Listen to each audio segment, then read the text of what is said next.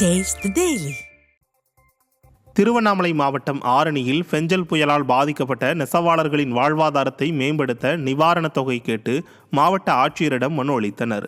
ஆரணி மற்றும் அதனை சுற்றியுள்ள கிராமங்களில் சுமார் 10,000க்கும் மேற்பட்ட கைத்தறி நெசவாளர்கள் வீட்டில் பெஞ்சல் புயலால் மழைநீர் புகுந்ததால் நெசவு தொழில் பாதிக்கப்பட்டுள்ளது.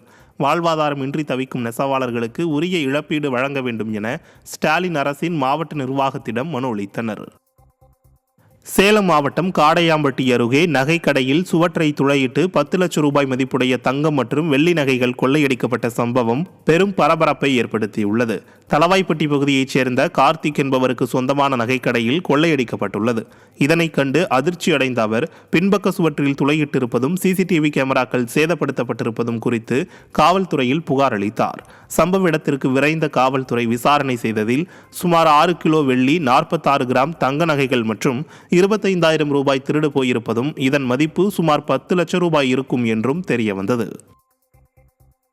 கடலூர் மாவட்டம் திட்டக்குடி அருகே குடிசை வீட்டின் சுவர் இடிந்து விழுந்ததில் 2 படுகாயமடைந்தனர். எழுமாத்தூர் கிராமத்தைச் சேர்ந்த சக்கரவர்த்தி, காட்டுராணி தம்பதியினர் குடிசை வீட்டில் வசித்து வரும் நிலையில் அவர்கள் தூங்கிக் கொண்டிருக்கும் போது நள்ளிரவு திடீரென குடிசை வீட்டின் சுவர் இடிந்து 2 மீதும் விழுந்துள்ளது. இதில் பலத்த காயமடைந்த 2வரையும் அப்பகுதி மக்கள் மீட்டு திட்டக்குடி அரசு மருத்துவமனைக்கு அனுப்பி வைத்தனர்.